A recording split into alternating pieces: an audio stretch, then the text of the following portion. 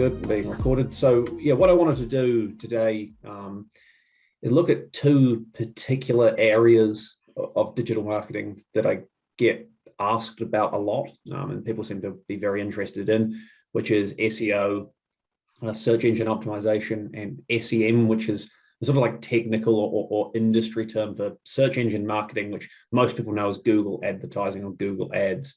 And so what I'm going to do in this presentation is just run through a couple of things, or sort of key points you need to know about these different options when it comes to digital marketing, and what you need to do to get started, and kind of where you should look to begin. What are the considerations you need to think around? And yeah, as I go through it, I'll suggest some resources to take a look at and things as well. Obviously, this is being recorded, and I think Julie will be able to send around the slides at the end. I'll just export this file and send it around to anyone who wants it. And then there's some resources that I'll link to as well. So basically, hang on, where's my, oh, there we go. So it's running a little bit slowly, just because it's coming from Google Slides. So the objective for today is to learn the fundamentals of search engine optimization, SEO, and search engine marketing, which is SEM. Different to, I guess, where I've sort of presented in the past, which has probably been like a higher level overview of lots of different aspects of digital marketing. This is really peeling apart two particular concepts. So let's start right at the beginning. You know, SEO, SEM, what's it all about? Why should we really care about this? Well, really, these two types of digital marketing are all about trying to get more people finding your business online, and they're getting you finding more potential customers through search. So generally Google search, but there are other search engines as well. But there's probably, 90% of people here, 95% of people here would use Google most of the time over any other search engine. That's the one we tend to focus on. I will touch on some other options down the track as well. Your prospective customers are going to be searching online for products and services, as well as solutions to the problem. So, if you run a dog grooming business, people are going to go on Google and search for, dog grooming in Christchurch. You want to try and show up at number one or at the top of Google, so people are more likely to find your business. Whatever it is you do, if you run a cafe, if you have a, wedding planning business, a car mechanic, it really doesn't matter. Most businesses are generally businesses that will benefit from showing up well in search results. And so SEO, which is the organic side, and then SEM, which is the paid side, and I'll talk more about the distinction shortly. They're really two sides of the same coin. They're about getting your business in front of more people who are making searches that are relevant to your business. And so how do they differ? Well, really, search engine optimization, SEO, is about manipulating your website to try and rank better in Google's organic results. So organic's the technical term we use, but really the free results. And search engine marketing, SEM, also known as pay-per-click or PPC, you might see those terms used relatively interchangeably. That's where you pay a search engine, usually Google, but you can pay other search engines as well, and I'll come to that later, to show up in the ad results that sit alongside the organic search results. And so why should you care about these two options for digital marketing? Well, really, as I said before, getting traffic or visitors from relevant search queries on search engines, it can be one of the most effective ways to grow your business online. If you think about the sort of, I guess, mentality or sort of psyche of someone looking to purchase a product or service, you've got people who are aligned to your product or service based on their persona, right? But they might not necessarily be in market for something. So if we think about, I'm trying to think of a good example off the top of my head. If you think about, say, a person, who's looking, say Apple, we'll use Apple as actually quite a good example for this, just because I've got an Apple product sat in front of me. There are sort of people out there who, based on their persona and what they're like demographic-wise and interest-wise, are better aligned to Apple's brand than others, and Apple will understand those different groups. But where will they generate some of the fastest results and turnaround? It's from people who go on Google and search for, laptop for business, for example. Someone who's looking for a laptop for business or for work or for study, they are more, likely to buy quickly because they're in market for a product, right? It's a little bit like, when you see a newspaper ad for something like Harvey Norman, you might see an ad for a new fridge or a washing machine or a TV, or you hear an ad on the radio. You're not necessarily in market then. You might, suddenly think, oh, that's a great deal, I'll check that out further. but you're going to get a better conversion rate as the store of people who are, going out deliberately looking to buy a product, or they're deliberately looking to buy a service. And so that's why we should care about search engine advertising and sort of getting that good placement for our keywords.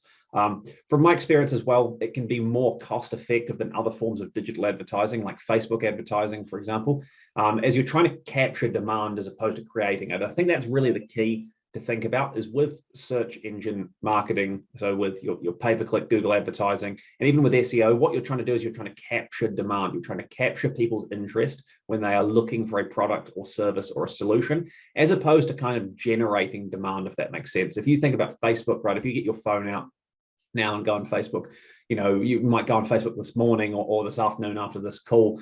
What are you doing? You're probably not going on there to look for a product or service. You're probably going on there to see what your friends and family are up to, to sort of spend some time looking at things that people have tagged you and all that kind of stuff that you do on Facebook. Now, you see ads for products and services as you scroll on Facebook, as I'm sure we're all aware, but that's really demand creation. An advertiser is hoping that you scroll past their ad on Facebook and go, that looks really interesting, I'm going to go check that out and kind of pursue this further. Whereas with Google advertising and Google search and sort of search advertising in general, what you're doing is capturing those people who've already decided, I want this product or service. I just got to find someone who's going to sell it to me. And so that's why it can be more cost effective as well. And that's why I've decided to focus on that for this presentation. So as we move through, just check the chat quickly, make sure everyone can actually hear me. I presume everyone can hear me fine. Yeah, it looks like it. Okay, cool. So moving on, let's have a quick look at the anatomy of a search result, just so we're really clear on what it is we're talking about here. So let's look at ads first. So I just went on and typed in car insurance into Google, and these are the ads that popped up first. You'll probably see different things. That's one thing to note right from the outset when it comes to Google advertising and Google organic search, is that everybody sees slightly different results because Google is trying to learn what you like to click on and what you don't like to click on. So do bear that in mind. If you go and type in car insurance now, you won't necessarily see the same thing as me. But just to show you an example, this is the ads. They often sit at the top in Google. They'll be noted with this little piece of text here that says ad. And before anyone comments that I never click on ads, why would anyone do them? I hear that all the time from people. But the truth is, lots of people do click the ads. It's Google's largest revenue source still. I think it might be that App Store revenue now is exceeding that. I can't quite remember, but it's one of their biggest revenue sources anyway, and has been for a long time. People click these ads in big volume and in big numbers. So let's look at the organic side now instead. So the organic results, that's what shows up underneath the ads. So you'll see there's nothing that says ad next to it.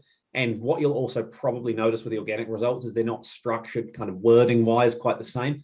With the organic search results, you don't have quite so much control over how Google displays your content. You can do things to try and instruct Google, hey, I want you to show the following messaging, but generally speaking, they reserve the right to show your website how they want. So that's really the two big different areas. So moving on, let's have a look at how we get started. Well, the first thing you need to do before you even decide whether you want to do the search engine optimization or free traffic side of things, or if you want to look at paid search advertising, is to actually think about the keywords that people would use to find your business. So yeah, before starting with any campaign, you actually have to understand those keywords your prospective customers might be using to find your product or service. And to be honest, if you only pay attention to one piece of this presentation, this is probably the most important bit in some respects. So let's actually work through how we would do this. And yeah, I just want to make a quick note that this topic in itself, keyword research, is very complex. There are people who, charge money as sort of consultants who only focus on this specific thing, for example. It's a deep topic. It could easily form the basis of a whole presentation, but I'll try and cover the fundamentals of it as we go along. So the first thing to actually do is to brainstorm the keywords that your prospective customers or clients might use. So some people will say that what you want to do is go and use keyword research tools to help you find keywords. And I'll come to that shortly. My view is you want to walk that back one step. If you're in business, or getting into business, you're probably going to have a reasonable understanding of what you think your prospective customers might search. So don't worry too much at this point about what any tool or application tells you. Just do it organically. What do you sell? What do you think someone would type into Google to find that product or service? So I'll use the dog grooming example from earlier. If you run a dog grooming business and it's local here in Christchurch, people are probably going to be searching at things like, dog grooming Christchurch, dog groomers near me, best dog grooming, maybe dog grooming for different breeds of dogs or types of dogs, small, medium, large, those kind of things. So just start jotting that down. What do you think that customers might search when looking for a product or solution like yours? Put it down, in a piece of paper and a notepad. You can start typing it out in a Word document, however you prefer, whatever, you're comfortable with, basically, but do it organically first. Don't worry about what any application or anything's telling you. Use your innate kind of knowledge of the industry you're operating in.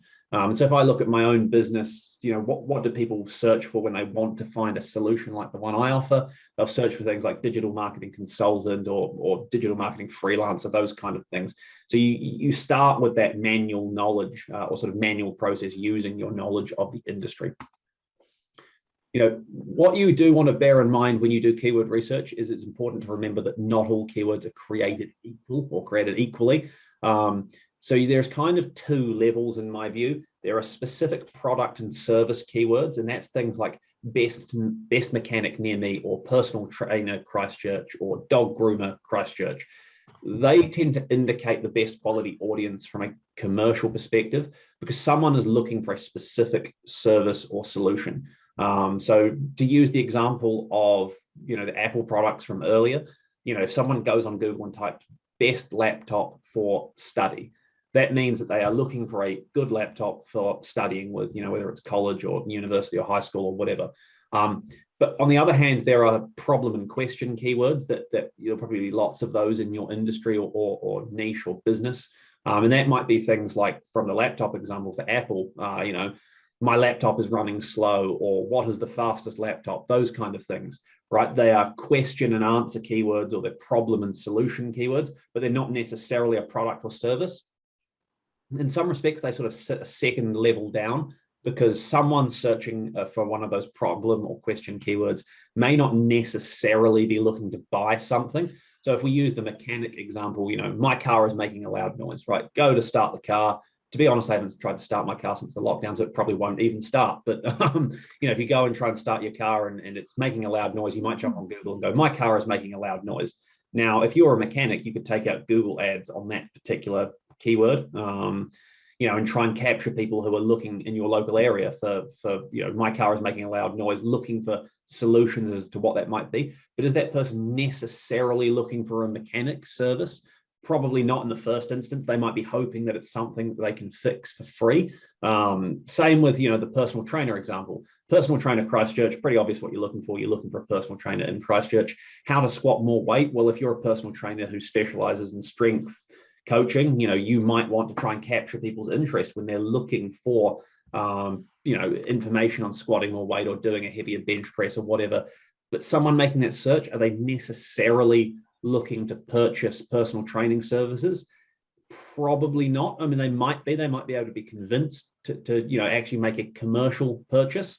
But in the first instance, for smaller businesses, for local service businesses, when you're starting out, focus on product or service specific searches. So, does the user's search carry that intent that they're probably looking to buy something? That's the best way to begin. Over time, and once you get a bit more advanced with your knowledge of this, you can start to expand to those question and answer and problem and solution keywords. But for starters, let's focus on products or services. So, what would someone type in Google to find your specific product or service? That's where you want to focus. Moving on. Another thing to bear in mind is the difference between long tail and broad keywords. So this is just another thing to get your head around. We use the personal trainer example. Personal trainer as a keyword is what we would call broad. So there's really two types of keywords. There's broad and long tail. A broad keyword like personal trainer, when someone types that in Google, there's generally going to be more search volume, i.e. more people are looking for that keyword at any given point in time. But what is the real intent behind the search? Someone typing personal trainer, and are they looking for a personal trainer to hire? Are they looking for job opportunities or training? Are they looking for just general information on what a personal trainer does? That broad keyword, lots of people might be searching it, but similar to the example I gave before about the product and service keywords versus the question and answer or solution and problem searches, the intent here is not necessarily so strong. Whereas if you take the keyword personal trainer for seniors in Christchurch, right, a very specific phrase, nowhere near as many people are going to be searching that as personal trainer, so much lower volume, but how much higher is the intent? It's very clear if someone searches that what they're looking for. They want to hire a personal trainer, who specializes in personal training, seniors or older people in Christchurch. So if that's what your business does as a service, where are you better to show up? You're actually better to show up for that more specific search, even though fewer people are searching it, because that's much better aligned to what it is your business does and the service you provide or the product you sell. The other thing to bear in mind is that long tail keywords are important because they're generally much easier to rank for with regards to search engine optimization. And often the quality of inquiries is better. And this is something that conceptually can be very hard to get your head around. And, explaining it, for example, even to businesses that have been in business for a long time and have big budgets to spend on advertising online can be quite a challenge because people say, oh, we just want to show up for everything that's related to our product or service. I'll got an exact example from a business I'm doing some work with at the moment, just started working with. They sell a whole load of different sort of landscaping supplies and all sorts of things like that. Successful business, great people to work with, but when it comes to search advertising, they want to show up for everything, whether or not it's, particularly high intent and particularly relevant to the products they sell. So, they've got plant guarding solutions and all sorts of things like that. But at the same time, they want to show up for things like, the word rabbit, because they think, oh, well, someone searching for rabbit might be interested in rabbit protection for a tree. Well, actually walk that back. What's the intent if someone types rabbit into Google? Do they want to know about rabbits for a school project? Do they want to buy one for a pet? Do they want to know about, rabbit pest prevention, all those kind of things? Intent really matters. And one of the best ways to think about intent is to think about long tail keywords. Think about the way you would use Google yourself. How would you search if you wanted to try and find a specific solution or a specific product or a specific service? You're probably more likely to type in something, that's actually a bit of a long tail keyword. If I think about the car example, using mechanics again, so I have a Volkswagen car.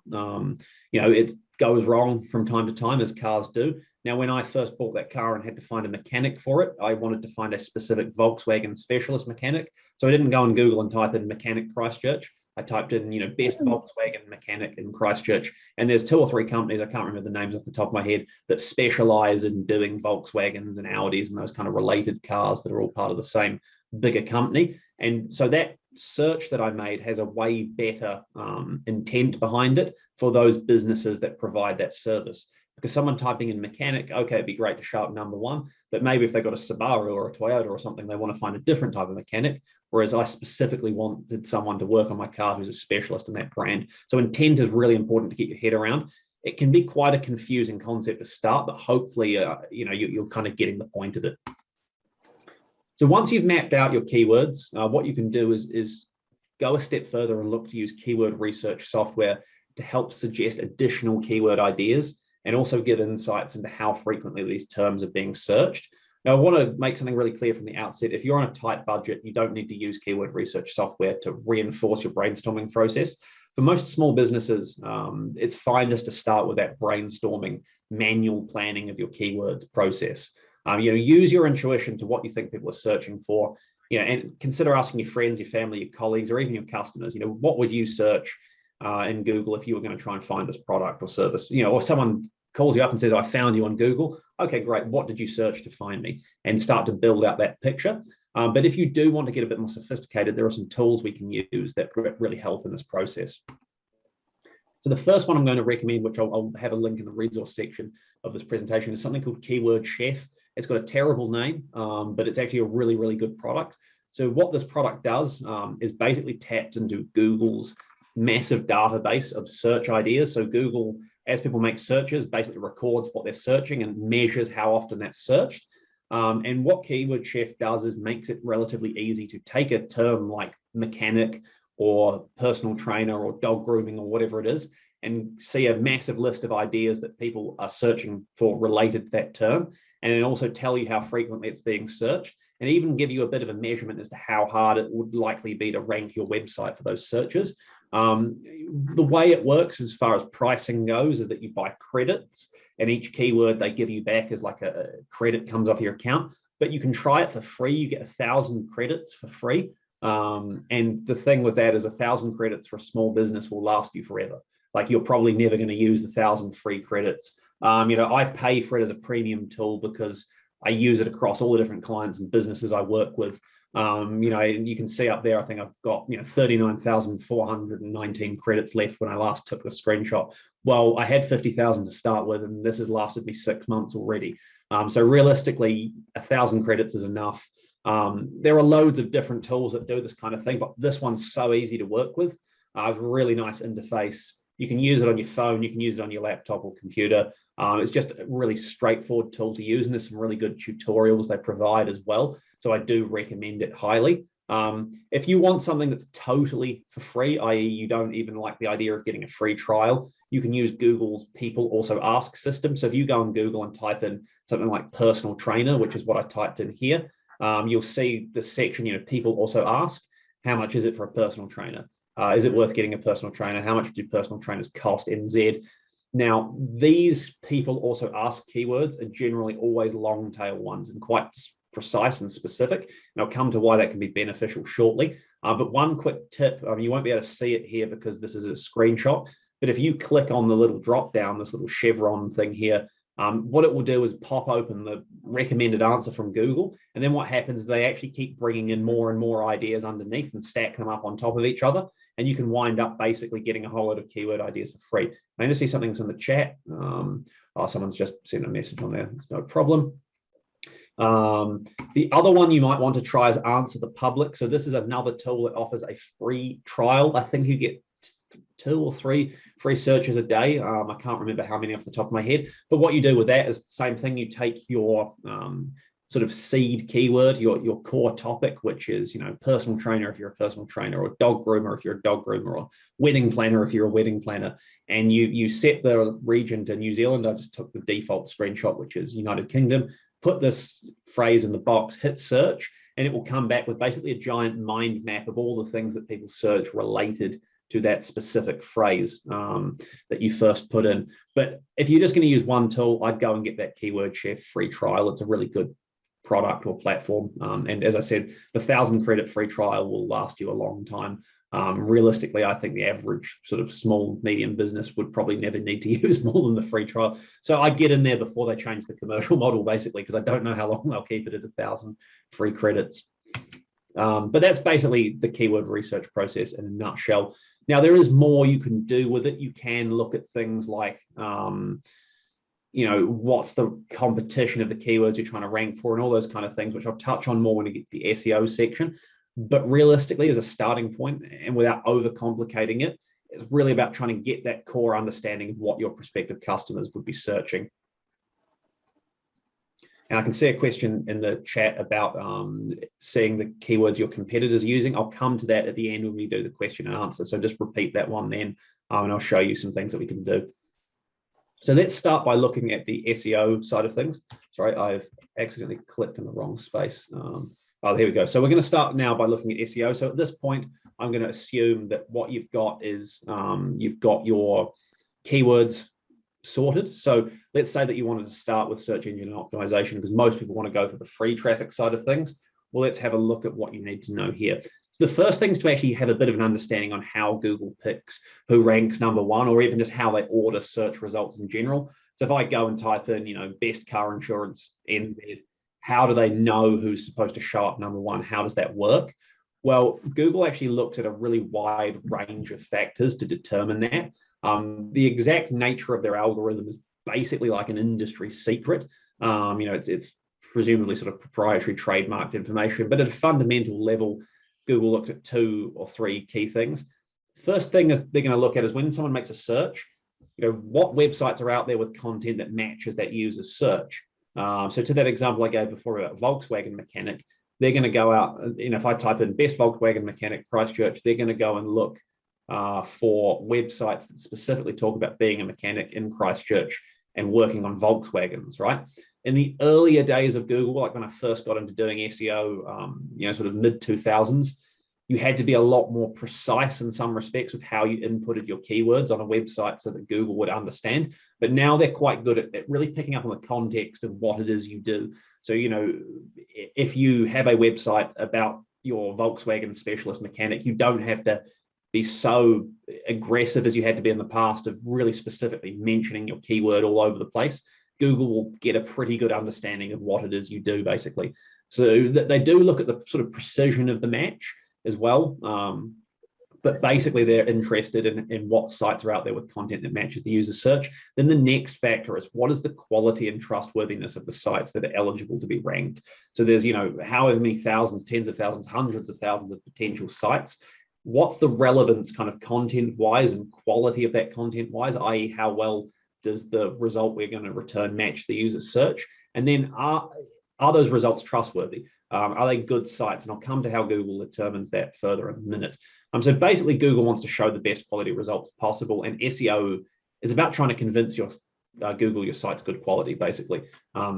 So moving on, let's break it down further. There's actually two core components of SEO. The first is on-page SEO, and that's really the structure of your website, the content that's on it, what keywords you're targeting, as well as other factors such as whether or not your site is mobile friendly and how quickly it loads.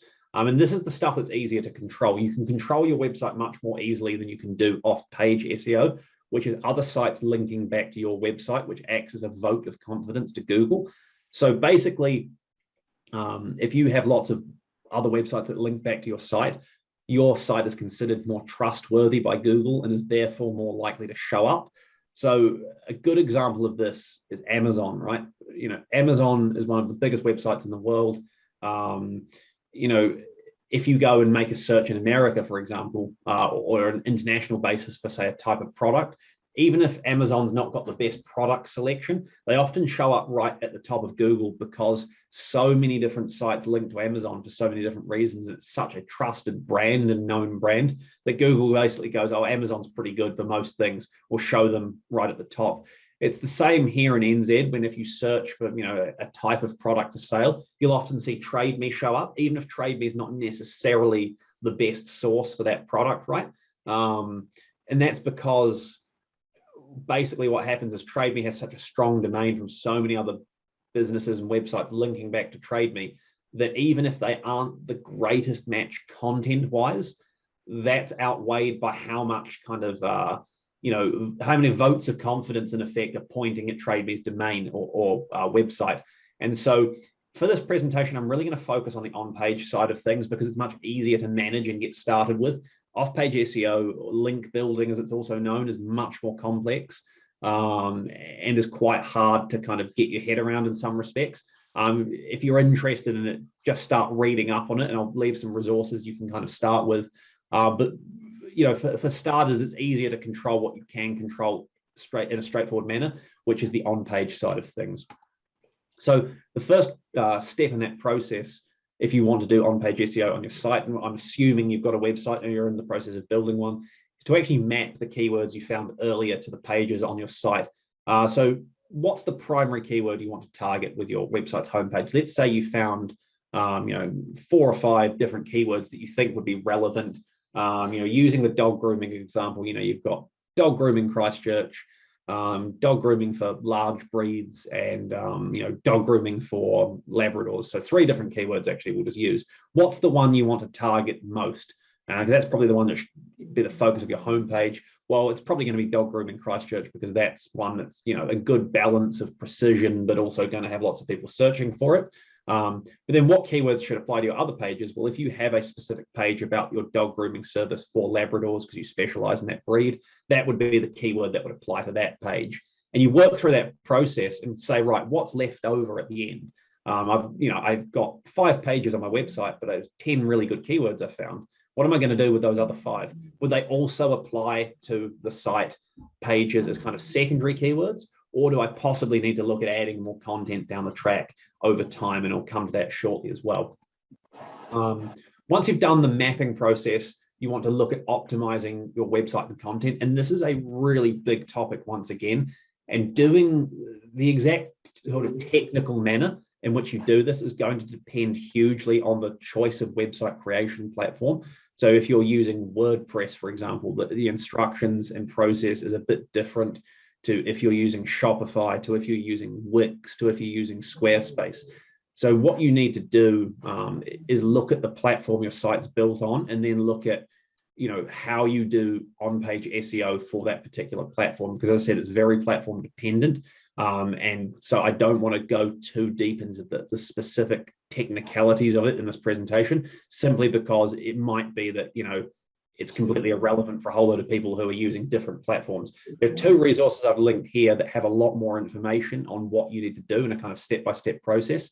The other thing I would do is look at the platform your site is using, like WordPress or Squarespace or Shopify or whatever it is, and just Google, you know, Shopify SEO, for example, and you'll find really good resources on how you do the implementation. At a very high level, what it's really about is modifying and manipulating the content on your site to make it clear to Google and other search engines, these are the keywords that I'm trying to target. This is what my site's about. You know, so there's things like the page title and description you might have heard of, which when you make a search in Google, that's usually what you see presented in the search result. You can go and specify, you know, instead of homepage just being the page title for your site, it might be, you know, best dog grooming in Christchurch. That would be the page title. And then the description is going to talk about dog grooming in Christchurch as well. And it's easier for Google to look at it in a glance and say, okay, I can tell what that's about. I understand that now.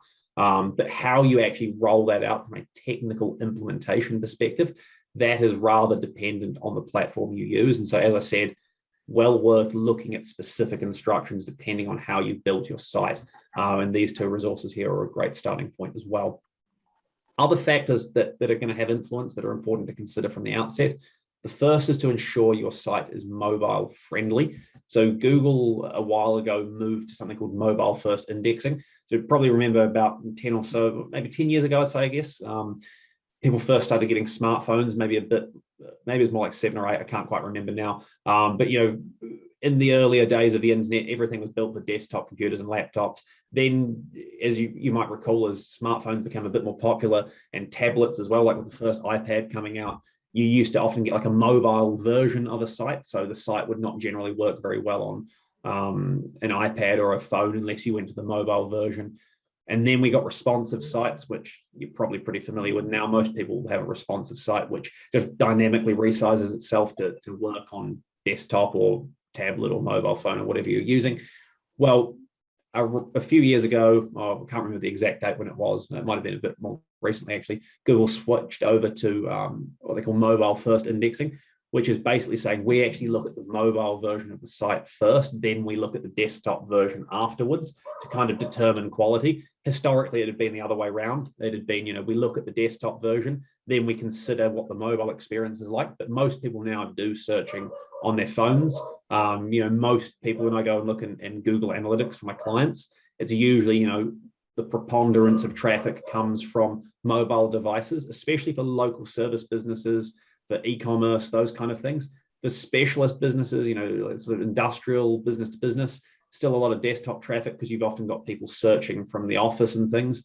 But yeah, for hospitality, retail, all those kind of things, it's often mobile focused. So make sure your mobile experience is really good. Make sure your website is secure. So, you know, the padlock symbol we're all told to look out for when we do our online shopping, you want to have that set up on your site. It's generally free to get that set up as well. If you're using things like Shopify, that are kind of all-in-one platforms, they tend to look after that sort of things. Did someone have a question, did they? I just heard someone talk. And the chat's disappeared, so I can't see the chat, unfortunately. The other thing to look at is to try and get your website loading as quickly as possible. So this is another factor that Google looks at with regards to who's going to show up number 1 or who shows up at the top of search results. They factor that in because people hate slow loading sites. So if your site loads slowly, if you've got a website developer, talk to them, you know, why is it loading slowly? What can we do to speed this up? If you're using something like WordPress to build your site, for example, there are some really good plugins you can install that speed up the site load. Because a slow site, you know, might rank worse in Google for a keyword. The other thing as well is that slow site load times actually affect your conversion rate. So people are less likely to, you know, inquire or buy from you if you have a slow loading site. And the other thing, just to my point earlier about mapping out those keywords, is look at how you can add more keyword targeted content over time. So if you recall, when we looked at the keyword research side of things, we looked at questions, take the personal training example. Is it worth hiring a personal trainer, right? That's a question that someone might type into Google. Now, you might not have a specific page on your site about that yet, but if you've got an articles or blog posts section on your site, for example, that would be the perfect basis for a content topic. Is it worth hiring a personal trainer? Here's what you need to consider. You could add that content over time. That can become part of your kind of marketing process. And that can be one of the most effective ways to build your organic search traffic over time. It doesn't happen overnight. It takes time. It's not the easiest process. But if you start finding good questions that are relevant to the product or service you provide, and you answer those questions, over time, you'll start to pick up traffic from that. And it becomes a bit of a kind of compounding interest type thing. And it can work really, really well. And, I've got clients I work with who really this is the primary focus of what they do in a sort of search engine optimization capacity. Look at the questions people are asking in their industry. They create content that answers those questions. They rank their website, and that drives people to the site, and then they pitch their product or service from there. And it can be very, very effective. It's just something that doesn't happen overnight. So you want to get onto the process as early as possible. Now, the other thing to bear in mind for local businesses is that you've also got Google My Business, which might be a better place to focus your efforts in the first instance. And so Google My Business is the free platform that Google provides for getting your business featured in maps and map snippets on search results. And we're probably all pretty familiar with what it looks like. This is the Google My Business listing for my particular business. And you've probably seen all sorts of things like this in the past when you're looking for a restaurant to go to, or trying to find a business, or even your own one. How do you do Google My Business from an SEO perspective? First thing you need to make sure is you've actually registered or claimed your business.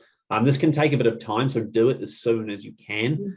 You go to business.google.com and follow the setup process. And generally, Google will send you out like a little postcard with a verification code on it, which can be quite slow. So if you don't have one of these profiles set up, a Google My Business set up for your company, go and do it today. Like, the first thing you should do after this is go to business.google.com and set it up, because it takes time. Presumably it'll take even longer at the moment, because I think mail's a bit delayed with all the lockdowns and everything. Once you've had your profile verified, what you can do is go and fill out your profile with as much detail as possible. So, where's your business address? You can set a service area and hide your address as well. So if you've got, like, say, an electrician, you go to people's houses, you don't have to show an address if you don't have an office that you operate out of. Some people argue that businesses that don't display an address don't rank as well. But at the end of the day, you want to protect your privacy if you work from home and you're not happy to show your address. So that's fine from my perspective. The thing to do is to build out your profile in good detail, though. Use your keywords in your description. You're allowed to add a description of your business. Make sure you fill out all the fields on your profile. Basically add as much value as you can. Generally, when I see businesses do a sort of average job with Google My Business, is they've registered their profile and put in their business name and address and maybe a phone number and kind of forgotten about it. Well, you actually want to go through and go through all of the steps and try and max out your profile completion, basically. The other thing to look at trying to do is getting reviews from your customers. So Google does prefer to show up businesses that have got stronger review counts. So how can you incentivize reviews of your customers? Go out to your previous customers, make it part of your order documentation or process documentation for new customers to try and encourage them to get a review. It does help for sure. And the other piece that really helps in Google My Business is getting consistent name, address, phone number, or NAP data.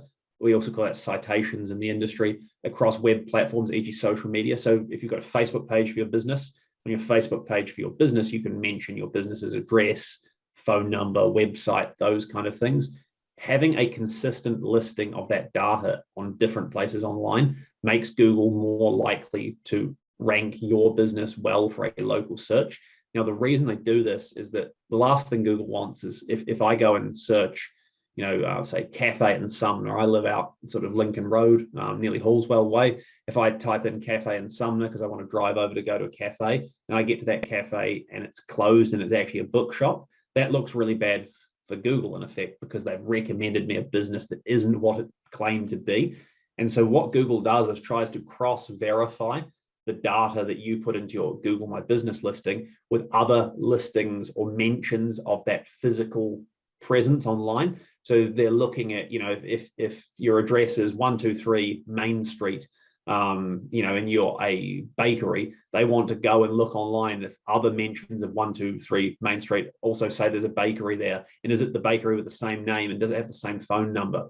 And the more precise you can be with this, the easier it is for Google to interpret it and understand it. So things like phone number, for example, if you put in your phone number in a specific format in your Google My Business profile, put it in the same format on your Facebook page, on your YouTube channel if you've got one, on your website even. The more consistent you can be here, the better it's going to work.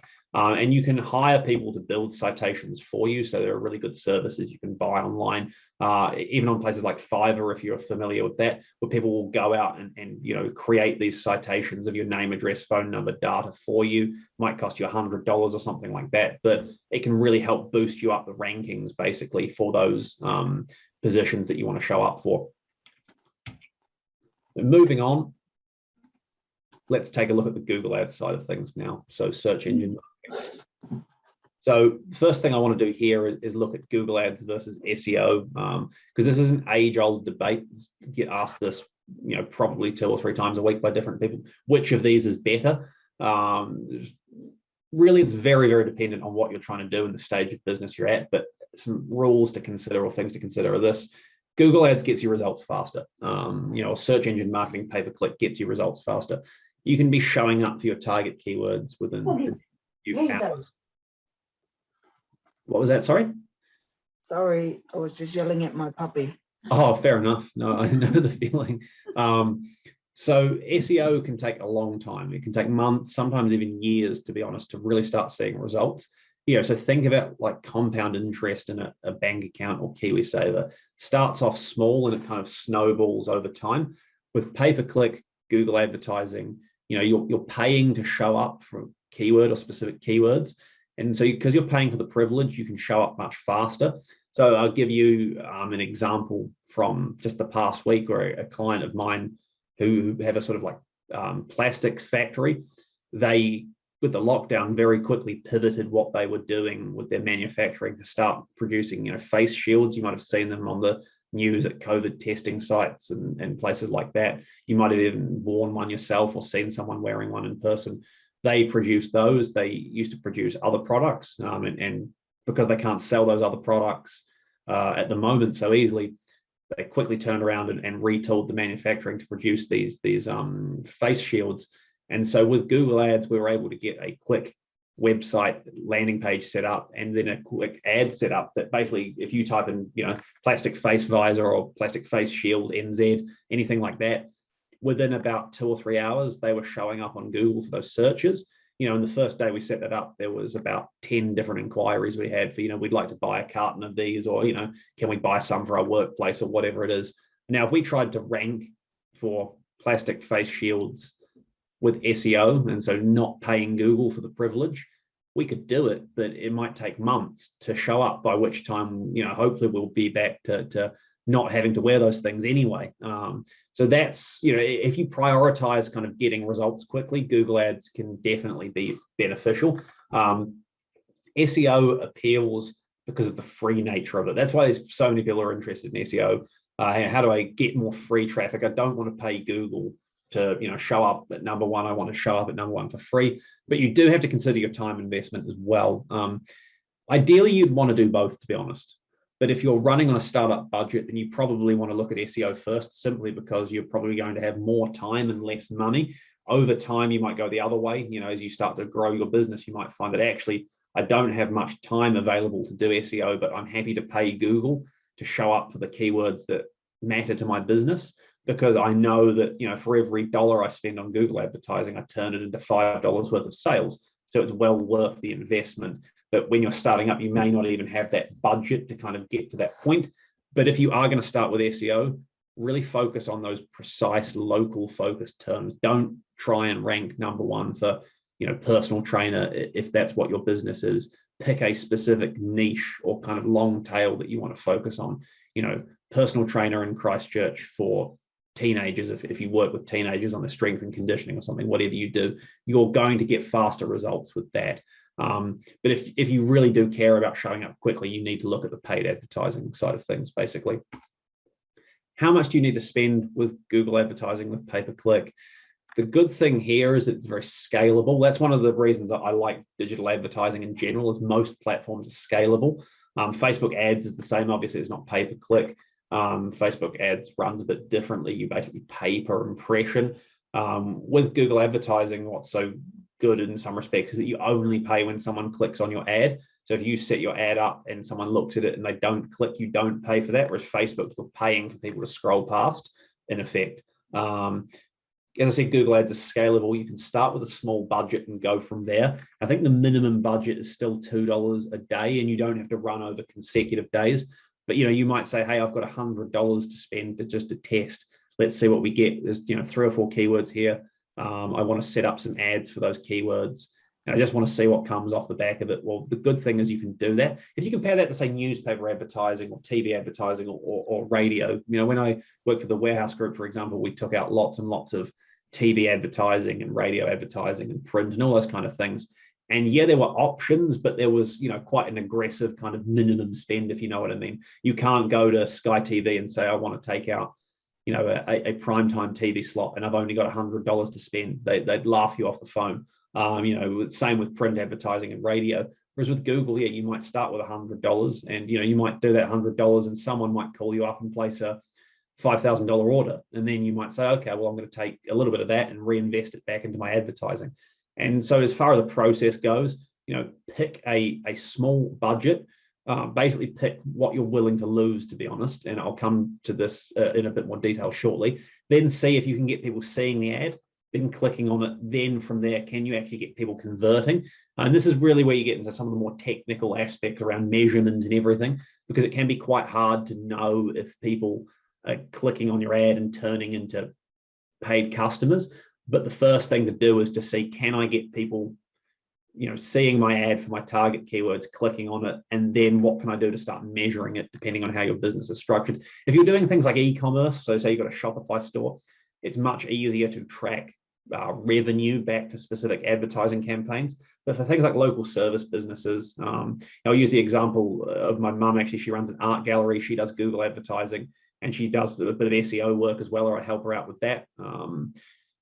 She has people come in all the time saying, I found you on Google, and they can't remember whether it was a search ad or an organic listing. They probably don't even know the difference, but she knows that when she invests in both, she's seeing a return. When she turns off the ads, she definitely gets less business. So for her, the measurement's not quite so precise, but she can definitely see an impact. I guess that's the thing to bear in mind. One thing to consider as well, there are no performance guarantees with Google advertising. So if you set up your ads wrong, for example, and blow through your budget, you're out of luck. Google won't want to know. They're not going to refund you or credit you or anything like that. You take the responsibility. That's why you want to start with that small budget and monitor it and see what happens. Give you an example of a client of mine, I think late last year or earlier this year, can't quite remember when. They were managing their own Google ads before I came along just to give them some advice on it. And the reason they came to me is their in-house marketing specialist had set up a Google ads campaign and then made a keying error on the budget. So I think instead of putting $50 a day for their budget, they're a decent sized company, they'd put 500 and then let it run for a month. So, instead of spending a maximum of about $1,500 over the month, they wound up spending about $10,000 in the end or something like that. So basically the best part of their whole year's Google advertising budget was gone in a month, and they hadn't really set up the ads properly either. So a lot of the spend was wasted. And the reason they came to me was, can you help us go to Google and try and negotiate a refund because we made a mistake? To which I said, don't even bother with it because, Google will not help you. I'm happy to talk to them, but ultimately it's your responsibility.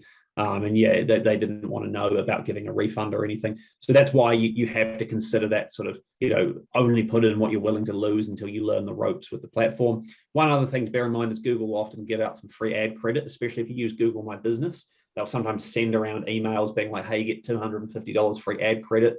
Usually that ad credit requires you to kind of contribute to the spend as well. So if you spend 250, we will give you another 250. I don't know if they've rolled it out in New Zealand yet, but I've seen some people I know in the States have been offered as much as $1,000 in free credit to do advertising, and they didn't have to contribute the full amount, which was pretty cool as well. It was like, spend $250 and we'll give you $1,000 credit to continue your advertising. So do keep an eye out for that. It can be well worth it.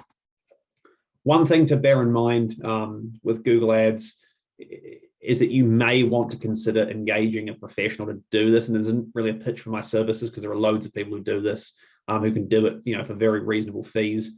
Google Ads, pay-per-click advertising, it is a great way to grow your business, especially for local service businesses, retail and professional services. Those business types tend to do really well with it in my experience. Things like electricians and plumbers and stuff, you can really get a lot more leads and sales and customers out of Google advertising. But there is a steep learning curve, and even basic mistakes can cost you a lot of money. And I can think of a local business here in Christchurch that I was engaged to help fix up some Google advertising with. They were spending about $1,000 a month was their budget. They were a decent sized retail outlet. And when I came along and looked at their Google ads and what they were targeting in terms of keywords and all these kind of things, how they'd set it up with location targeting as well, they were wasting about 90% of the advertising budget they were putting in each month. So, they only sold in Christchurch and they only sold a specific category of product, but they had set their account up incorrectly. And they were spending a whole lot of money trying to reach people in Auckland who were looking for something slightly different that they didn't sell. And that's their responsibility. Google doesn't care. You've set up the ads wrong. You just didn't bother looking at the documentation on how you built the campaigns. And so, they'd been running that for 18 months. And yeah, it was probably about $15,000 they'd blown through, that was going to generate no value for their business. And so they would have been better off right from the outset to pay someone who's a Google Ads specialist to set up their ads and then maybe come in and occasionally tune it up. So with Google advertising, there's a kind of need to do routine maintenance, and I'll come to that more shortly. And yeah, as I said, there's not really a pitch for what I do. There's a pitch for anyone who provides this as a kind of professional service.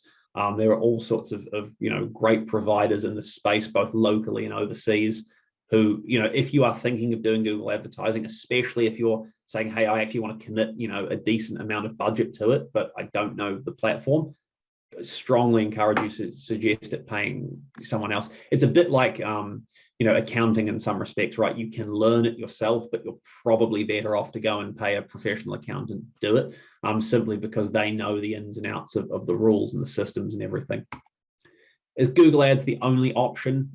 No, there are other options for pay-per-click advertising that you can look at, but Google Ads is the biggest network by far. You may have also heard it called Google AdWords. That used to be the old name. It's called Google Ads now. There are other options such as Bing Ads, which is Microsoft's ad network. If you use Bing search engine, you might be familiar with that. Bing, or Microsoft Ads, as you're supposed to call it apparently, is actually really easy once you've done Google Ads anyway, because you can just import your campaigns across. So if you set up a Google Ads account and you suddenly think, oh, actually, I'm seeing some results with this, I want to capture that extra, 7% of the population who prefer to use Bing as a search engine. You can go and set up a Microsoft Ads account and just import everything over with a couple of mouse clicks. So I would really focus on Google Ads first and don't spread your attention too thin. As I said, this is something you've got to learn basically to get any good results out of it. Now, when I was putting this presentation together, I thought I could talk you step by step through how to set up a campaign, but it's so dependent on what it is you're selling. And, are you a nationwide business or a local business? Are you, a service business or retail? What exactly are you doing?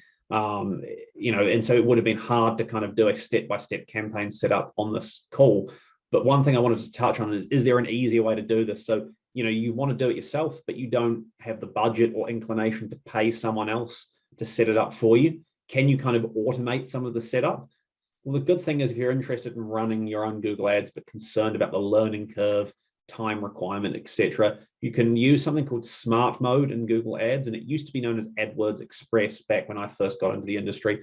And basically what Smart Mode does is it really restricts the number of settings and options you've got when you set up your ad campaigns. But it makes the whole process much easier and more manageable for DIY advertisers. And you can even get into it from Google My Business. You might have seen Google prompting you to set up an ad. If you follow that within Google My Business, it will take you to the smart mode Google Ads setup. And really all you do with it is you say, right, this is what I sell, product or service wise. So my keywords go in here. And this is the area I operate in. And I want to pick the following objective, i.e. I want to get more people looking at my website, or I want to get more leads, or I want to get more sales. And then what Google does is uses their smart campaign technology, which is really machine learning in effect, to try and optimize the delivery of your ads. And so if you're a pro, like Google Ads freelancers or managers, or whether they're working in-house or externally, don't use this. Basically, it's a sort of beginner step to get into the system. But if you are starting out in business and you do want to try Google advertising, but you're a bit put off by the technicality of it, because it is quite a complex platform. If you go into a full expert mode, as it's called now, Google Ads account, there are loads of different options and it can be very overwhelming. You can try smart mode, and it really just step by step walks you through the process, and it makes it a lot easier to manage, even when it comes to things like reviewing the searches that make your ads show up, and then saying, this is the kind of thing I want to show up for, or I'm not so interested in this. They make that whole process so much easier. So although a pro Google Ads specialist would probably laugh at me for suggesting this, I'm going to say that if you are wanting to DIY Google Ads, look to do it in smart mode first, just to learn the fundamentals of the platform, and then you can look to expand from there over time. And once you set up an account, by default it goes to smart mode anyway. And then if you build up confidence and think, hey, I actually quite like this, I want to learn more about the system, the other things I can do, you can swap to the expert mode down the track anyway. And so the main things that you want to avoid as far as mistakes go with Google Ads is really two key things. I should have deleted that bullet point out there, sorry. The first is, when you start, don't go too broad with your keywords. So focus on your product / service / offer and expand from there. And that's that example I gave earlier about the landscaping supplies business. They've got loads of different products, hundreds of different products. So there's loads of great specific product searches they could try and show up for, but they really wanted to try and show up for anything that's conceivably related to what it is they're selling, which is not the right thing to do when you're starting out, especially. So we use the mechanic example again, because it's probably easier to conceptualize. Car mechanic Christchurch, or best diesel car mechanic, those kind of keywords, they're great because they're precise, right?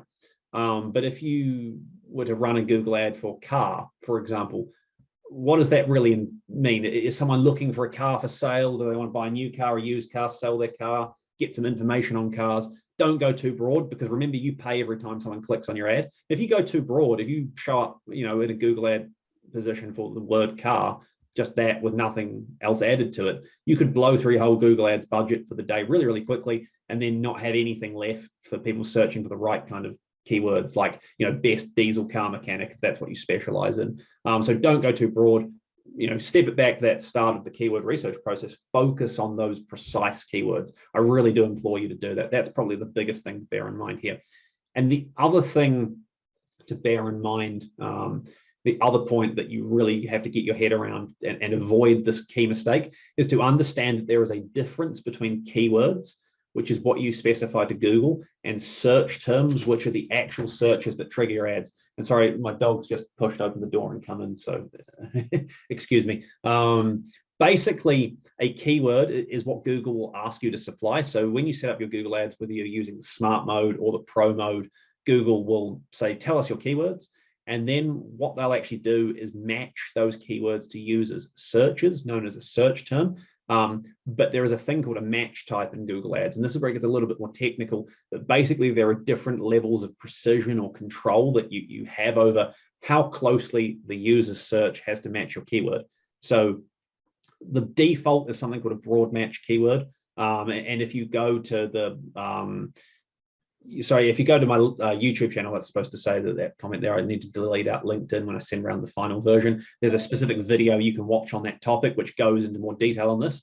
But basically the default matching type in Google Ads is something called broad match, which is if you add the keyword personal trainer, Google can show your ad for really anything remotely related to personal trainer as a search, whereas you can actually specify something like a phrase match keyword that says, hey, the user search has to contain personal trainer, and I really want to focus it more on, those longer tail keywords. So best personal trainer in Christchurch. You could phrase match that keyword, and it's going to be less likely that you show up for the wrong kind of searches. And so what I'll do is just suggest you watch the video that I'll link in this presentation, which goes into a bit more detail and works through a few examples, because it's kind of hard to get your head around at first. And just one other mistake while thinking about it, beyond these two, the other thing that tends to claim people and make them waste their money is not understanding location targeting in Google advertising. So when you set up your campaigns, you can specify locations. And it's really important to do that. Think about where people show up.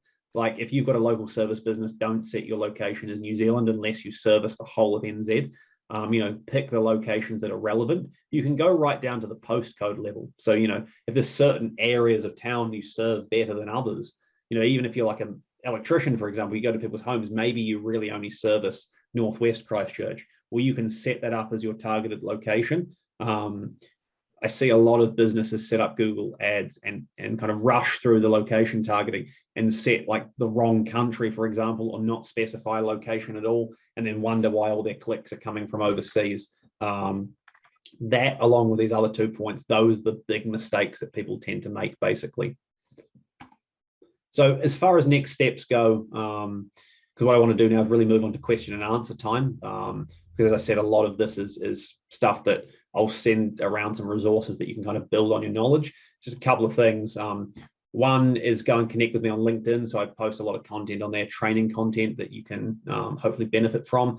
The other thing is to go and subscribe to my YouTube channel, which will be linked here. You can click on that link. I've got over 100 free digital marketing tutorials and advice videos now that you can go and watch, and they're on all sorts of topics ranging from SEO to Google ads to Facebook advertising.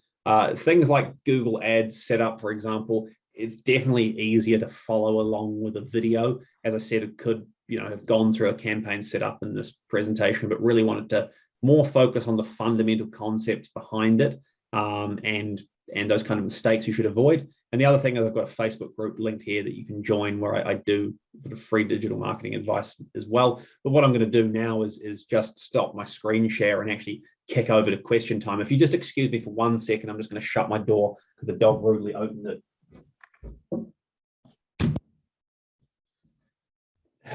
Cool. So I'm just going to stop the screen share now, and if we want to go and take as much time as needed for questions, then what I'll do is provide Julie with the finalized version of this afterwards to send around with those resource links as well. But hopefully you guys found that helpful. As I said, I think for the purposes of what we're trying to achieve today, this presentation is more about understanding those fundamental principles. How you go and implement that's going to be very dependent on the platforms you're using, the type of business you've got. And so it's harder to kind of walk through that and give a one-size-fits-all example, but the principles are the same regardless of what you do for a business.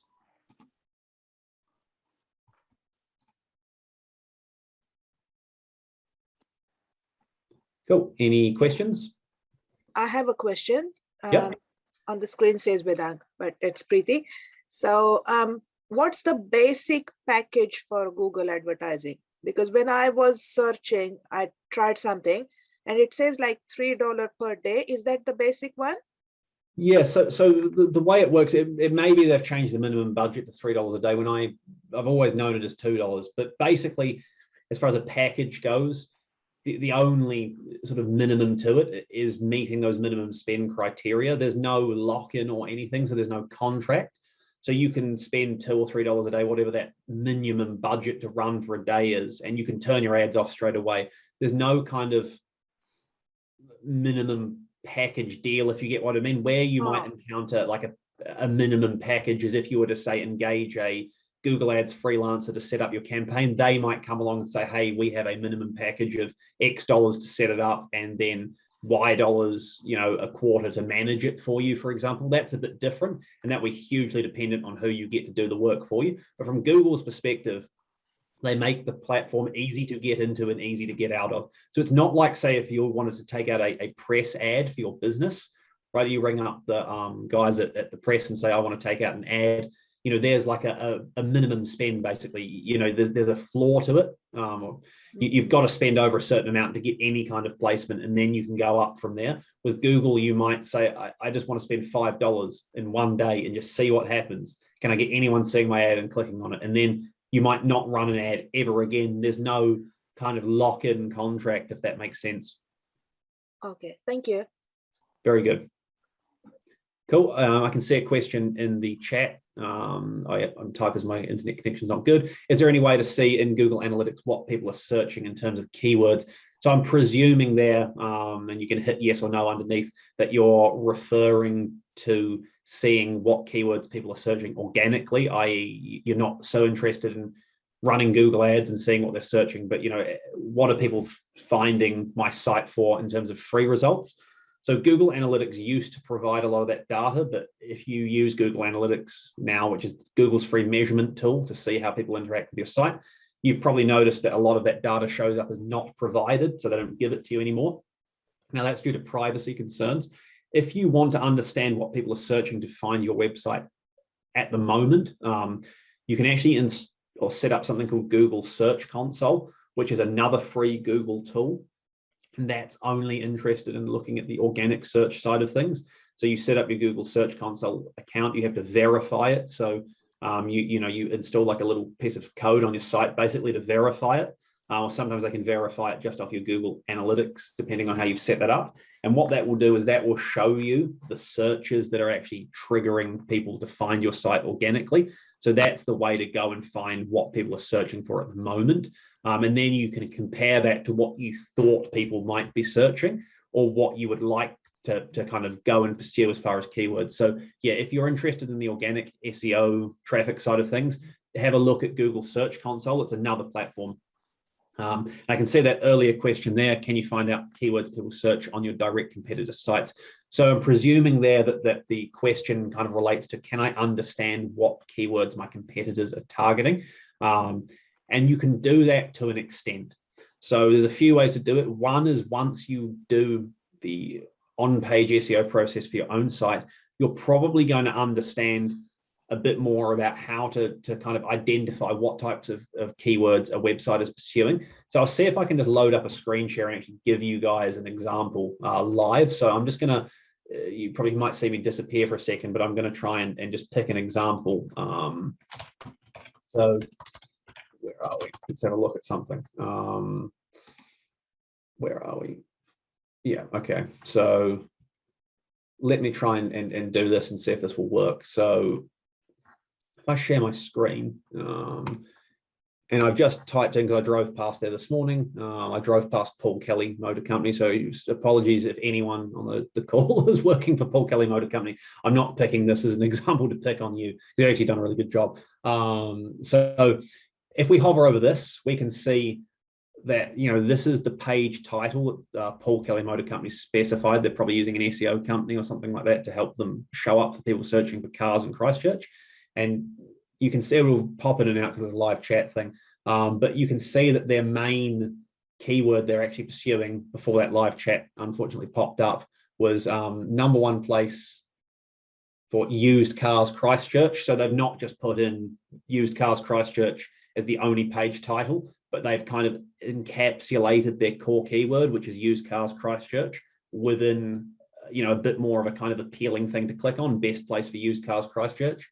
And so that's the primary keyword they're probably going after for their site. So you can look at your competitor's site and look at the page title and look at the kind of context, what's on their site, what can you see? And that's how you can get a bit of an understanding without having to pay for anything.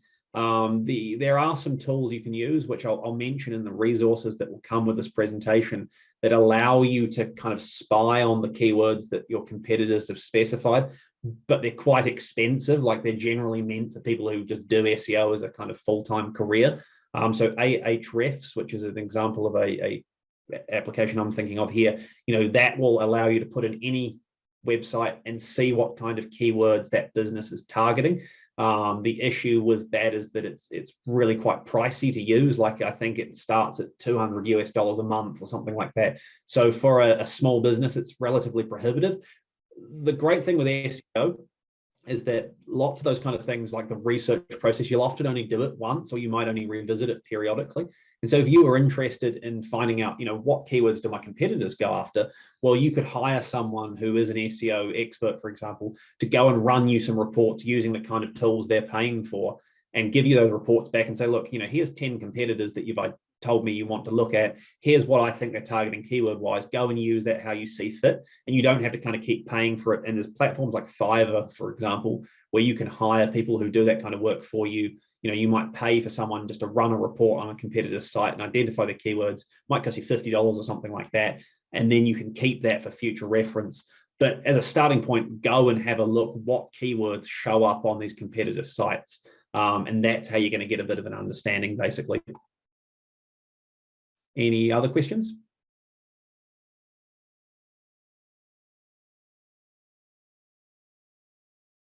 Oh, you're on mute, Julie.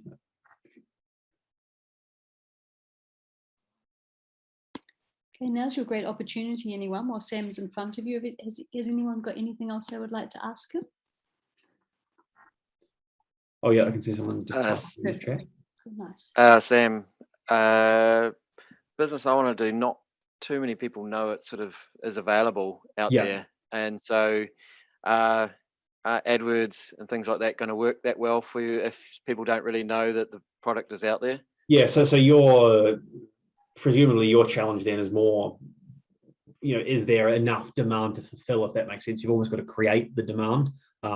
Yes, exactly. And to be honest, that what you talk of there, that's really a common challenge that a lot of the clients I work with, in my sort of day-to-day work encounter, because they tend to be specialist business-to-business companies that are, supplying things that often people aren't thinking of until it's pointed out to them.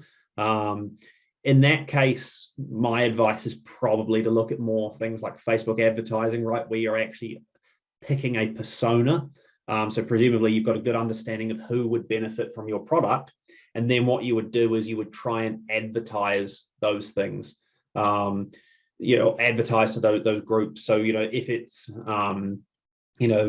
men 40 plus who like to play golf, and you've got some kind of like innovative golf device, but no one's searching for it, well then, you can try and create demand for it easier by using something like Facebook advertising. The other way to do it is to look at what kind of relevant problem and solution or question and answer searches would people make. So maybe they're not searching for a specific product, but they've got a challenge that's currently being addressed by competing products or other products in the industry, if that makes sense. And I'll use the example of a business that I used to work for that had a relatively unique software solution they built for sales reps. So, like account managers for companies that go and sell to a whole lot of different businesses. And their solution, no one was really looking for what they were doing. They'd almost like developed a new category within that industry. But what we were able to do with SEO and Google Ads was to target people who were looking for similar products, but not quite the same. And also people who just had the same kind of challenge that we solved, which is basically, how to get your sales reps selling more within the business. We would build out content on that topic. And even though someone wasn't necessarily looking for the type of product we sold because they didn't know it existed, we could still kind of appeal to them because we'd capture people searching for things like, how do I motivate my sales reps? They'd read an article, then we'd introduce this product and say, well, it's actually a really good application we've developed for that, even though you might not have known it existed. So there are lots of things you can do from an advertising perspective. Easier to start with something like Facebook ads, probably. Google does have another side of its ad system called display advertising, which is where you can basically take out ad banners on other websites. That might be an option. Display advertising is quite a bit more advanced. There's YouTube advertising runs through Google Ads now as well. I would be looking at that persona side of things to get a really good understanding of who do I think is the best fit for this product and where can I reach them online and capture their attention. The other thing is if you're solving a problem, if your product solves a problem, what are other ways people are looking for solutions of that problem, and can I get in front of it that way? And there's on my YouTube channel, because of the types of businesses I work with, there's a few videos I've got specifically on that subject. And I'll call them out in the resources or notes for this presentation that Julie can send around, because it's an issue that I encounter daily. Basically, is we tried Google Ads and it's not working. I'll give you an example that I've just literally dealt with yesterday. A client of mine is selling in Australia like a sort of modular flooring system for school halls. So very, very niche, right? Like you've got a wooden school hall that you might use normally for basketball and gym and stuff, but you want to put like flooring protection down on it temporarily for an event, or exams or anything like that. It's like a modular carpet tiling system. Now, we've run some Google advertising for people searching for, modular carpet tiles for school halls. Next to nobody searches that. There's very little search volume, but we know that, school administrators and principals, they're the kind of people we need to reach. So instead, we're going to go out on LinkedIn advertising, for example, where we can target people who are in administrative positions at schools. And we're going to create demand for that product instead. So it becomes a bit less demand fulfillment and a bit more demand creation. Hopefully that makes sense. No, that was perfect. Thanks very much. Excellent, cool. So what I'm going to do now is I'm just going to work through the questions that I've seen popping up in the chat. So I can see someone said, do things like writing blog posts on a website help to increase searchability and rank? Yeah, basically they do. If you were wanting one strategy, to sort of rule them all, to borrow from Lord of the Rings, that works quite well from a SEO perspective. It's, do the fundamental SEO on your site. So understand those keywords, optimize your existing pages, then look at what questions people are searching related to your business. So, let's work through an example live, actually. We'll look through, I'm going to pick something. I'm going to just pick dog grooming again because it's on my mind. And I'm going to share you guys my screen quickly and just show you what I mean. So you can see my screen, hopefully. So I've just typed in dog grooming. Ignore the fact that my computer shows me as being in Wellington. It's a problem I've got with the ISP I've got. I promise I am located here in Christchurch, and I would have been seeing you guys in person if it wasn't for COVID. Looking at this here, people also ask, how much does it usually cost to groom a dog? Okay, I would go and create an article on my website or a page that talks about that, give some guideline pricing, because people love to know before they call you up or email you, what can I expect price-wise? That's one thing that people really generally dislike, is not having any kind of ballpark pricing before they talk to a service provider. So, maybe you need to see the dog before you can quote on it. I mean, certainly I would expect a groomer to charge more for my dog because she hates being groomed. And so maybe there's a surcharge for dogs that hate grooming, but you can give me a ballpark price and you can talk about that. Is dog grooming necessary for dogs? Write an article that addresses that specific keyword. Why is it so expensive to groom a dog? I think I about fell off my chair last time I took the dog to the groomer. But if there's an article I can read that says, well, this is why it's so expensive, because we've got to do lots of training, we've got all the specialist equipment, and we know what to do to keep your dog calm and relaxed and everything. Well, not only are you going to potentially capture people searching for why is it so expensive to groom a dog, you're also going to be able to pre-sell to them better as well. That's one thing to bear in mind. And we can see here that Google has pulled as a suggested answer, why is pet grooming more expensive than my haircut? Well, it is more expensive to get your dog groomed than to get your haircut often, at least it is for me. And so this is exactly the kind of thing that you would expect to do. This is presumably a dog grooming business, looking at the URL there, and they've answered that question. And I do it for a couple of other businesses I'm involved with and clients I work with as well. One SEO strategy that we follow is just looking at those questions and writing answers, and it works extremely well. And you just do it over and over and over again. It's a bit repetitive. It can be a bit time consuming, but it's very, very effective. So as long as you understand those questions, those keywords, writing blog posts on them can definitely help. So the question about, am I taking on new clients? Yeah, happy to always talk about that. We won't go too much more into detail on that for the purpose of this call, though. Moving on to the next question. Hi, Sam. When I search for leather wallet, there are 7 ads on the first page of Google, and I'm sure they all spend more money than me. Does that mean my ad might show up on the 3rd or 4th page? That is a fantastic question. I'll go through a bit more detail how Google determines who shows up, number one, in ads. So basically for the ad system, there's this concept called ad rank. And what Google does is they look at a few different factors when it comes to who's going to show up number one. So if I type in leather wallet now, or car insurance, or whatever it is, who shows up number one? Well, it's all based off this concept of ad rank. And basically when you make a search as a user, Google looks at all of the businesses that are trying to show up for that particular keyword, and then in the background, literally in split second, calculates the ad rank of each of those advertisers, and that's what's used to determine the order that you show up in. And it's not necessarily who's willing to pay the most. So in the early days of Google advertising, I think they started about 2002 or 2003, something like that.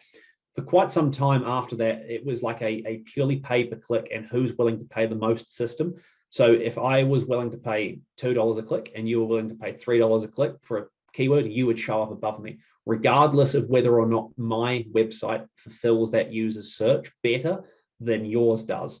And so that ultimately led to some problems, because big businesses would take out just advertising on everything, regardless of whether or not there was any real relevance.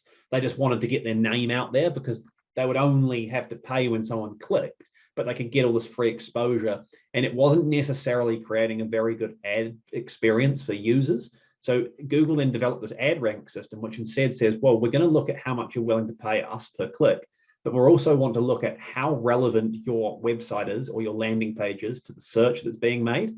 And how good quality is your ad? You know, does your ad match the question or the keyword that someone's typing in? So, you know, if using the dog grooming example again, like dog grooming Christchurch, you know, you would want your website to talk about dog grooming in Christchurch. You want your ad copy to talk about it. And then you also want your keyword to talk about it. And then from there, the other factor that's applied on top is, in effect, you know, who is willing to pay the most. But a lot of Google bidding now is going to a more sort of algorithmic basis. So when you set up a new Google ad now, you don't even really specify a cost per click. You just say to Google, I want you to get me as many clicks as possible within my budget. And the most important thing to focus on then becomes, how good is my ad? Like, is my ad copy appealing and relevant to the search? And also, what's my website like? You know, is it answering? Is the page I'm sending people to answering that search? And so, you know, if you're wanting to show up for leather wallet, and there's 7 other ads on the first page of Google, you may not need to spend more. When I say spend more, I mean in terms of cost per click. You might be able to show up better than some of those competitors just by having a more appealing ad and just by having a better website. Budget is a different issue altogether. If you spend your budget and you run out of it, your ads don't show. You know, you're not paying Google anymore until your budget's replenished the next day. That's a little bit different. But in terms of, you know, just being a case of, I want to pay $1 a click and you want to pay $2, and you're always going to show up above me, it doesn't really work like that. So the most important thing to do is to actually focus on the quality of the ad, and, you know, how close your ad matches the keyword, and then how closely your landing page where you're sending people on your website also matches that search. And that's how you improve your ad rank alongside the kind of willingness to pay factor. And that's what determines who shows up. Looking at next question from Ruben, if you only had, say, 1 or 2 competitors in the whole of NZ, is there a way to get to the top of the search listings without overtaking them in good reviews and keywords matching? So you're basically saying, just put a yes or no in the chat. Are you effectively saying, hey, these other businesses are better established than I am, they've got more reviews and everything, how do I step past them? Is that correct? You just put a yes or no in the chat. Oh, okay, I basically answered it before. There you go. Yeah, so yeah, from a Google Ads perspective, yeah, there's more to it than just who's willing to pay the most. From an SEO perspective, there is as well. Yeah, especially if you focus on that long tail keyword approach, where, you know, you pick very specific phrases, because oftentimes bigger businesses that have got really well established domains and sites, they go after those broader keywords. So like, as a hobby, my brother and I run a website about cars that's got all sorts of information on, you know, different type of cars we're interested in, and you know, how to buy them and maintain them and all those kind of things.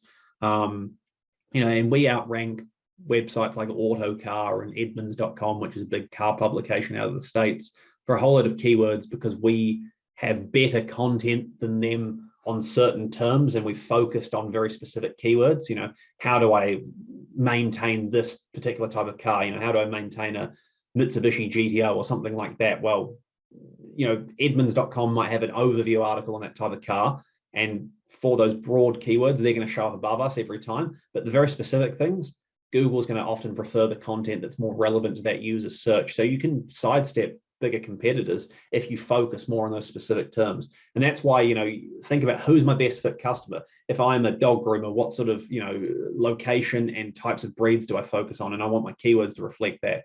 For my own business, most of my clients are business to business organizations. So my keywords that I focus on are really more around what are business to business organizations looking for when it comes to digital marketing. So, B2B digital marketing consultant, not just digital marketing freelancer, because I'm generally more interested in that business to business work. And so it's just that being specific, that helps a lot. So hopefully that answers it further. Cool. Any other questions? Yeah, Sam, with the keywords that you put in, say you have a reasonably specific keyword, can you have more than one set of keywords?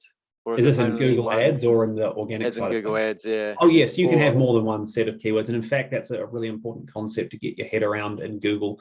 It is kind of theming your keywords. So, if you do, like, I'll use the mechanic example again, because it's quite easy to conceptualize. If you've got, say, keywords like Christchurch mechanic in Christchurch, and then you have things like clutch repair and, gearbox repair and oil change, they're all the kind of keywords you want to go after, right? Because they're different services you provide. But if you were setting up Google Ads, you would want to have what's called an ad group that targets, the general Christchurch mechanic terms. Then you might have one that targets people looking for keywords related to clutch repair or to gearbox servicing or to engine oil servicing, or warrant of fitness inspections, for example, because you can tailor your ad copy and your landing pages of your website that you select. So it's just about, putting all those keywords on a page and then grouping them into relevant groups, if that makes sense. Perfect, thanks. Cool. 2 more questions popped up in the chat. What is your opinion on reviews for Google My Business? Definitely worth pursuing. Realistically, it can be quite hard to get people to review. You're probably only going to get a relatively small uptake of your customers who do it. Look at how you might be able to incentivize it. Go to some past clients or customers and say, look, would you mind leaving me a review? Try to bake it into your documentation process. So, for example, if you send out let's say that you send out a box with your product in it. If you're dispatching a product, can you have a little piece of paper or something, or a little card that goes with them that says, hey, here's, we'd love you to leave us a review. Here's how to do it. You can actually grab in Google My Business a review link that you can share to clients or customers just to send them. But yeah, definitely trying to get reviews is a good idea. Don't do things like purchase fake reviews or anything like that. It's often pretty obvious when that happens. Realistically, you can probably get away with having friends and family members leave reviews to sort of start you off, but I don't recommend that either. I caught a new client of mine actually recently, caught them red-handed, where they've got a few branches in Australia and New Zealand, and their reviews consisted entirely of people who worked for the business. But of course, you could see the names of the people who'd left the review, Bob Smith. Then you go on the website and look at the team for that branch, and he's, the sales manager or something like that. So I said, well, what does that look like beyond the fact that it's against Google's terms of service and you could actually have your profile suspended? What does that look like from a kind of quality perspective? What message does that send about your business? Someone's probably going to be put off, especially if these guys sell a quite expensive kind of capital expenditure item in some respects. It's not worth the risk. So better to go to previous customers and try and get them to review you. Moving down, is there a disadvantage to having lots of keywords, even if they do all relate closely to your business from an SEO perspective? At some point there can be. Starting to get into more like the technical side of things here, but there's something we call like keyword cannibalization, where you have, like a whole load of keywords that are kind of the same, and Google kind of treats them the same, and you're trying to use them all at the same time, and then you almost dilute the impact of what you're trying to do. So what you want to try and do is theme your keywords together, and almost say, what are the core ones I really want to focus on? If you've got keywords that are different enough, then there's no real disadvantage to having lots of them if they relate closely to your business. But, like having 50 different keywords for one page is obviously not going to work really. But you can add more pages over time. That's that sort of question and answer marketing method. So the disadvantage tends to come if you do silly things like trying to cram all your different keywords into one page, which is what people used to do in the early days of SEO, keyword stuffing it was called. That just doesn't work anymore. Moving on to the next question. So NZ franchise of a large strength gear business, franchises all over the world. Website automatically redirects you to the website from where you are based. Therefore, is there any need for us to do Google Ads when your HQ do it all? Well, I mean, what I would be looking at there is does your HQ run Google ads for you in your location that you've presumably got the franchise control over, if that makes sense? You know, how do you show up organically for those keywords? So if it's strength gear, I'm just going to say bench press station, for example, if that was the keyword you're trying to show up for, or squat rack, for example. How do you rank at the moment for that organically? And do you show up on any ads? If you don't, you might want to look at doing some Google ads for it, for example, because maybe your HQ, your sort of master franchise aren't doing that type of advertising in your local market. It probably comes down to really, you know, what's the actual nature of your franchise agreement? Is that something they're supposed to be looking after? If not, you know, if you're doing strength gear, I would probably go and do Google advertising first, just because that's something that people do search for. They look for those products. And funnily enough, I used to work in that industry specifically. I used to work for well, what was at the time quite a big exercise equipment company, and you know, Google advertising was always more effective for us than Facebook and Instagram advertising. This is admittedly going back 4 or 5 years, but we did better from Google ads because we could show up for people searching, you know, kettlebells for sale or squat racks for sale, those kind of things. People have a high intent, they're looking to buy, and we direct them to a site. So I would basically say, hey, HQ, you know, master franchise, are you doing it? And then if not, is that something that fits within your kind of budget, and are you allowed to do it? And if so, I'd focus on Google before doing Facebook and Instagram in some respects. Next question, do you use Facebook business pages much? Do you recommend? Yeah, for sure. I use Facebook for business a lot. Yeah, I recommend that just about every business has a Facebook presence. I haven't focused on that for this particular presentation, is really more on the search side of things, but definitely having a Facebook page is worthwhile. As far as Facebook advertising, is that suitable for every business? Really depends on what you're doing. A lot of the clients I work with, business to business, they don't tend to do so much Facebook advertising because of the nature of who they're trying to target. We usually use things like LinkedIn advertising if search doesn't work. But Facebook is a great platform to advertise on. If you're doing any kind of consumer type business, hospitality, retail, anything like that, great place to be. So yeah, definitely recommend Facebook. Next question, when you said keyword stuffing, does this mean you're supposed to spread your keywords throughout your whole website? In effect, yes. So, you know, if you have, say, a 5-page website that, you know, has a homepage, an about page, and then say 3 specific services that you really specialize in, you know, you might want your keywords that relate to those specific services going on the service pages. Your main keyword goes on your homepage, and then maybe like a secondary keyword goes on the about page. You can mix it up a little bit, but you know, what you don't want to do is have, say, a 5-page website and 10 different keywords you're trying to target, and all of them sit on the homepage, and then none of the other pages are kind of optimized, if that makes sense. So it's that process of looking at what's on your site page-wise, saying, right, what keyword or couple of keywords make the most sense for that page, and what am I potentially missing?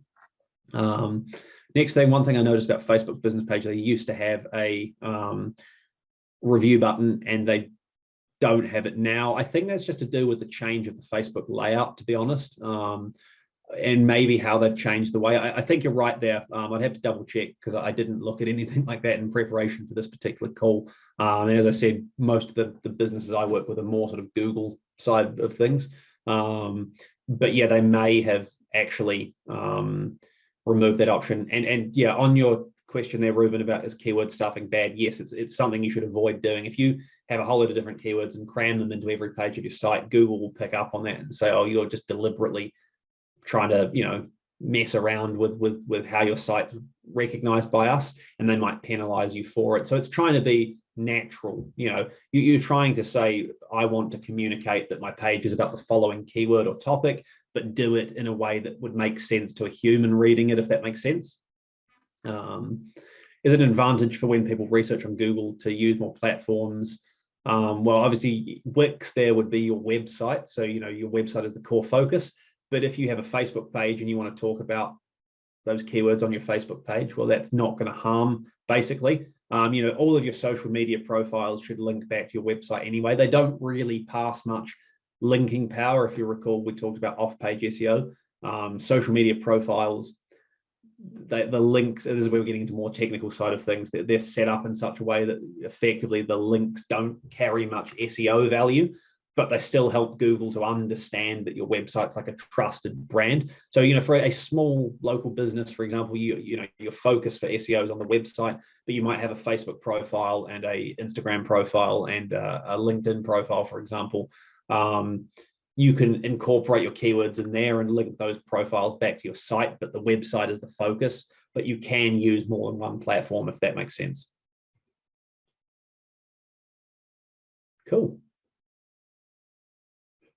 Question from Paul: if you sell specialized products, can you link them into your suppliers' websites to drive more traffic to your own site? Yeah, if your suppliers are happy to do that. I presume you're referring to getting your supplier to mention your website on their site. That's a great thing to do. You know, it's something I always encourage clients of mine who are, you know, reselling products or working with suppliers or anything. You know, if you're, say, a local seller for a product that's got, you know, a distributor, say, you know, Australasia wide, for example, for sure, can you get that distributor site to link to your site and say you're one of the local stockists? That's a great thing to do from two perspectives. One is it's beneficial SEO wise because there's a website linking to your site. And secondly, people might find that bigger distributor site and then click through and go and actually see your site and come and buy from you. So definitely a good idea. I would 100% do that. Cool.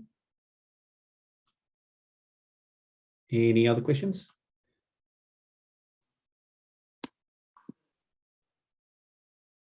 Can we see your puppy, please?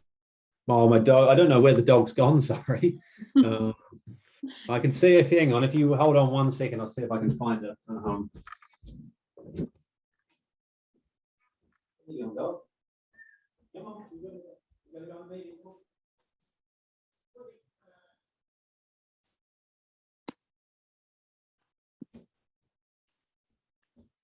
Oh, wow.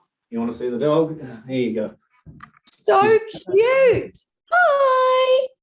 Hey, say hello to everyone. Hello. Yeah. So she's a bit messy. She's just been for a big walk, but yeah. So she has a nasty tendency to open all of the doors in the house when there's people behind them. So yeah, she's a little bit of a naughty dog, but quite cute. You can go back to bed. She's beautiful. Thanks. Oh, all good. Right. We can sit here if you want as well. That's okay. Very good. Thank you, guys. I guess we can probably leave it there. If people have other questions, maybe Julie, they could send them to you and send it on to me, and I could just reply all to an email or something. And then people can kind of see it. And that makes sense. And as I said, what I'll do is I'll just tidy up a couple of things in that presentation, add some more resources in there, and if you want to send it around to everyone who's been on the call, and I guess anyone else who couldn't make it, that would be really appreciated as well. Cool. That's been wonderful. Thank you, Sam. And I really like the format of a lot more time on questions, because obviously then it could address all the specific things. So that was for sure. Yeah. And look, as I said, if there's a question suddenly comes to your mind, yeah, maybe just they send it to you first and maybe collate a little email or something so everyone can get the benefit of it. That would be really appreciated, and I'm more than happy to do that. And yeah, look, I see everyone putting thanks in the chat. Thank you so much for your time, guys. Obviously it's weekend and, you know, kind of an unusual time at the moment, so it's really appreciated to see such a great turnout as well. It means a lot. Thank you so much. Thank you. Thank you, sir. Thanks, guys. Cool. Yeah, Thanks a lot, Sam. Reach the auction. Thanks, Sam. Great. Well, so thank you so much for joining us this morning, everyone. I think we had a really great productive session for the new semester A class before Sam spoke. So what I'm going to do now is my older class that started in March are online as well at the moment. So I'm going to stay online if any of you have got any questions, and then I'll see you all my new class in class next week. So thank you so much for joining me, and have a lovely weekend. Even though it's going to be a strange one at home. Have a really lovely weekend, and I'll see you next time. Thank you, Julie. Thank you, Julie. Thank you, Julie. Thank you, Julie. Thank you, Julie. Bye. Bye. Thanks, Julie. Thanks, Julie. Bye.